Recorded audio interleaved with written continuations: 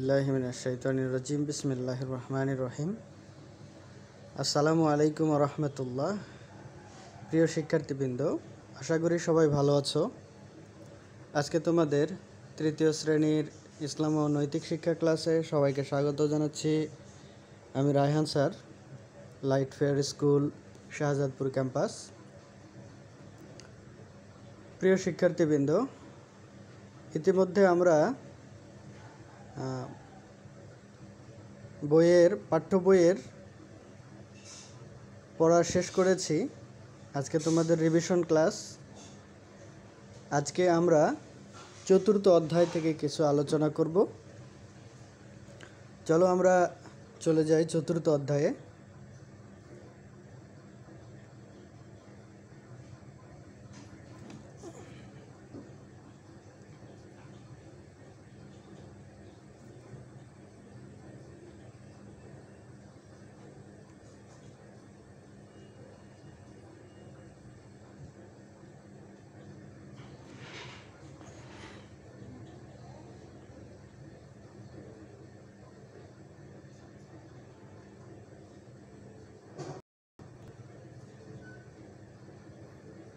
আমরা জানি আরবি হরফ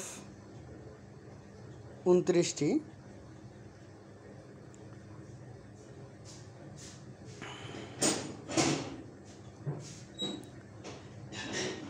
এই আরবি হরফগুলো আমাদের জানা দরকার, কারণ যদি আমরা পবিত্র কালামে হাকিম অর্থাৎ কুরআনুল মাজিদ আমরা যদি পড়তে চাই এবং এটা মুসলিম হিসেবে, বিশ্বাসী হিসেবে অবশ্যই আমাদেরকে কোরআন তেলাওয়াত করতে হবে। সেজন্যই আমাদের আরবি শিখতে হবে। তো আরবি হরফ 29টি। আরবি বর্ণমালা উচ্চারণের স্থানকে মাখরাজ বলা হয়। মাখরাজ 17টি, তোমরা জানো।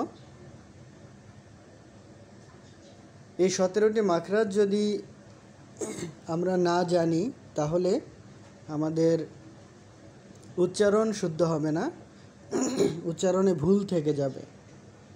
এজন্য প্রিয় শিক্ষার্থীবৃন্দ, তোমরা অবশ্যই মাখরাজগুলো যাদের এখনও মুখস্থ হয়নি বা আয়ত্তে আসেনি তারা অবশ্যই আয়ত্ত করে নিবে। এরপরে আসো হরকত।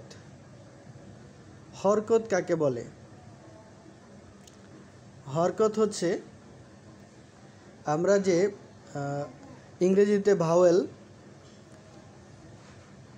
স্বরবর্ণের যে উচ্চারণ, বাংলায় স্বরবর্ণ, ঠিক তেমনিভাবে আরবিতে হরকত রয়েছে। সেই হরকতগুলো ব্যঞ্জনবর্ণ যেগুলো আছে, অর্থাৎ আরবি হরফগুলিকে তুমি উচ্চারণের ক্ষেত্রে আকার, হ্রস্বইকার বা হ্রস্বকার কোনভাবে আসলে পড়বা সেটাই মূলত হরকতে বলা আছে। হরকতের কাজ হচ্ছে আকার, হ্রস্বইকার এবং হ্রস্বউকার। জবরকে, কোনো অক্ষরের উপর জবর থাকলে আমরা অক্ষরটিকে আকার সহ পড়ব।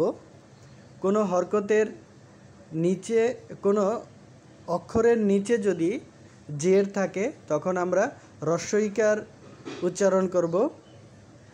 আর কোনো হরফের উপরে যদি পেশ থাকে তাহলে সেই হরফটিকে আমরা হ্রস্বকার সহ পড়ব। এখানে অনেকগুলি উদাহরণ দেয়া আছে, তোমরা এগুলো দেখে নিবে। এরপরে আসো তানবিন। এক জবর এক জের এক পেশকে হরকত বলে, আর দুই জবর দুই জের দুই পেশকে তানবিন বলে। ঠিক একইভাবে হরকতের সংখ্যাও 3টি, তানবিনও 3টি। হরকত শুধু এক জবর এক জের এক পেশ, সেখানে তানবিন দুই জবর দুই জের দুই পেশ। আর তানবিনের উচ্চারণের শেষে অবশ্যই একটি সাকিনযুক্ত নুন এর উচ্চারণ থাকবে, যেমন আন, বান, তান, ফান, কন এই জাতীয়।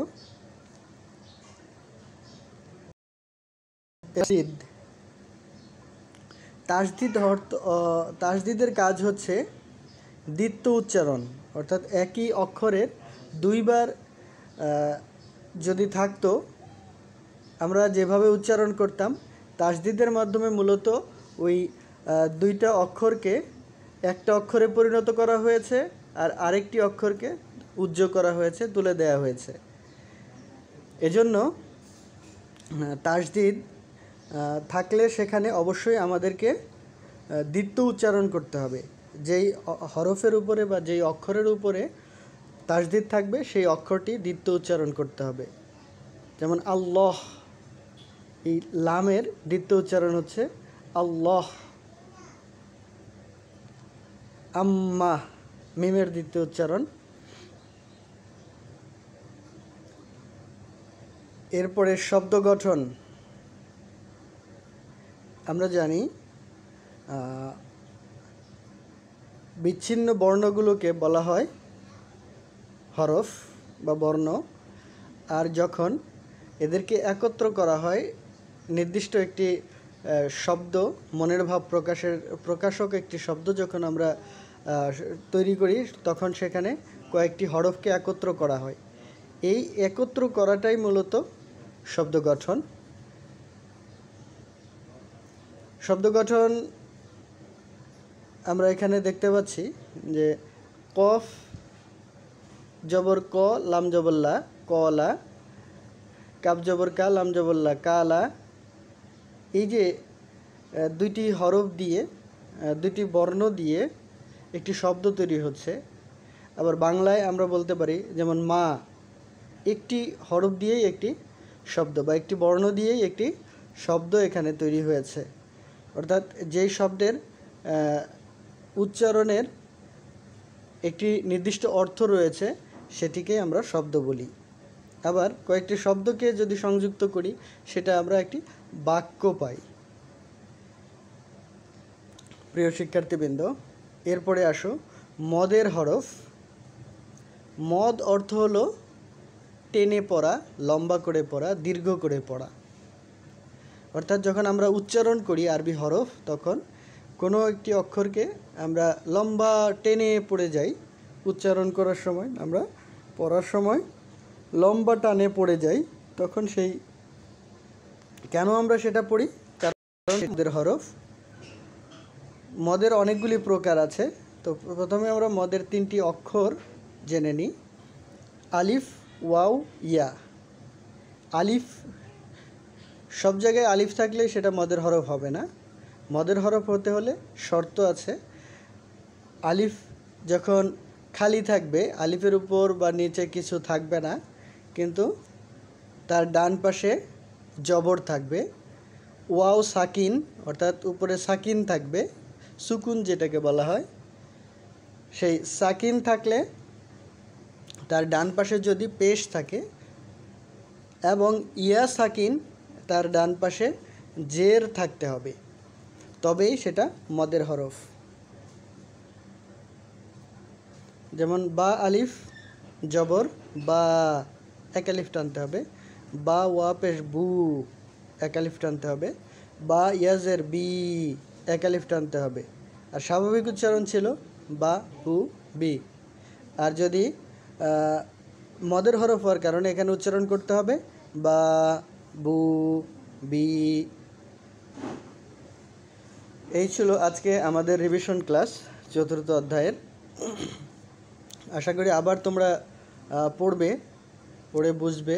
যদি কোথাও বুঝতে সমস্যা হয় অবশ্যই তোমাদের শ্রেণী শিক্ষকের কাছে জানতে চাইবে। আশা করি তোমাদের সমস্যার সমাধান হয়ে যাবে।